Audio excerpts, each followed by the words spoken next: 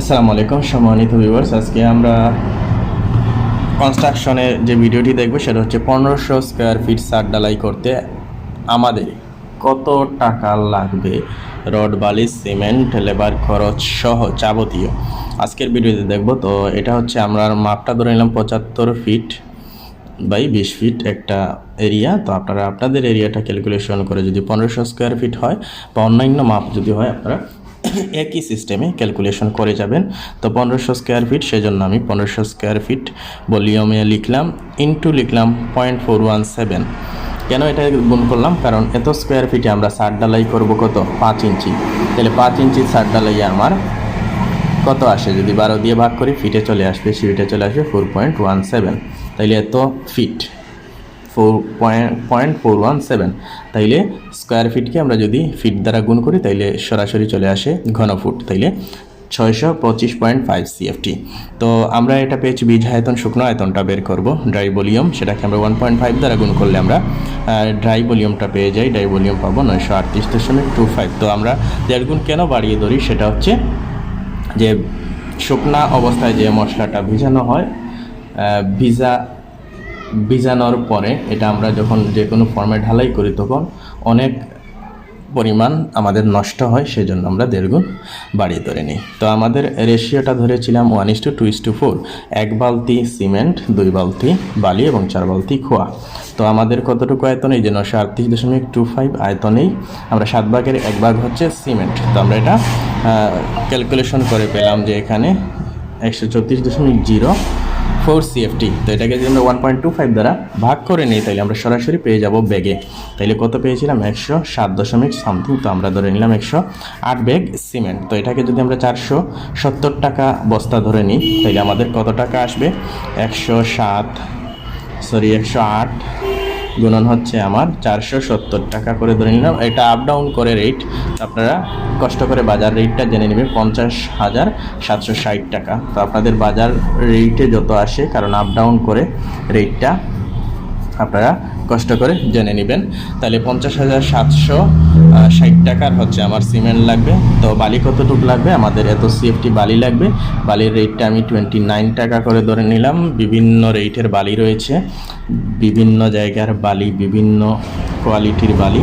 তো আমি এটা 29 টাকা করে ধরে নিলাম। তা 29 টাকা করে যদি আমি ধরি তাইলে পেয়ে গেলাম 7,774, অর্থাৎ আমাদের 7,775 টাকার আমাদের বালি লাগবে।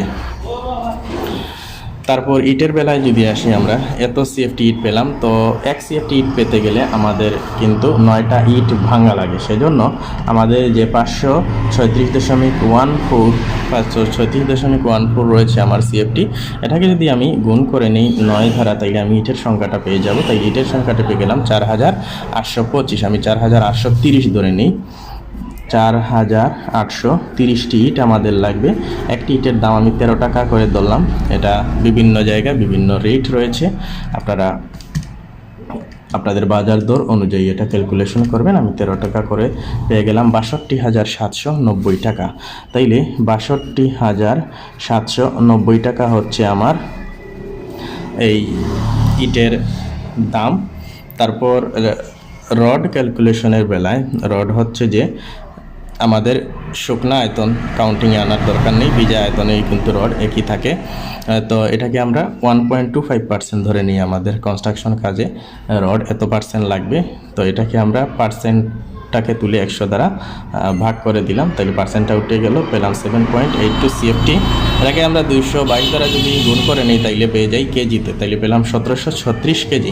আমরা 90 টাকা করে 1 কেজি রডের দাম 90 টাকা ধরলাম, কারণ 90,000 টাকা রডের টন। তো এটা আপ ডাউন করে আপনারা বাজার দর চেনে কিন্তু ক্যালকুলেশন করবেন। আমার ভিডিও দেখে তবুও যদি রেট বসিয়ে দেন তাইলে হবে না।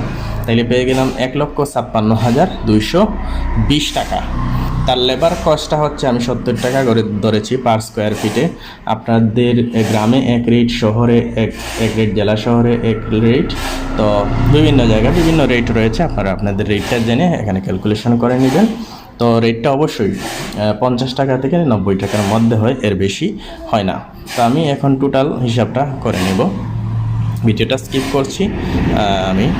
তো তো আমি এটা ক্যালকুলেশন করে পেয়ে গেলাম যে আমাদের টোটাল কস্টটা হচ্ছে 3,82,545 টাকা। তো আমরা যদি পার স্কোয়ার ফিটে যদি হিসাব করতে চাই তাহলে কত টাকা আসবে, এই যে স্কোয়ার ফিট আছে আমাদের 1500 স্কোয়ার ফিট দ্বারা যদি আমরা ভাগ করে নিই তাইলে আমরা কত পাবো, 1500 দিয়ে আমি ভাগ করে নিলাম, তাইলে পেয়ে গেলাম যে প্রতি স্কোয়ার ফিটে আমার খরচ পড়বে 255 টাকা।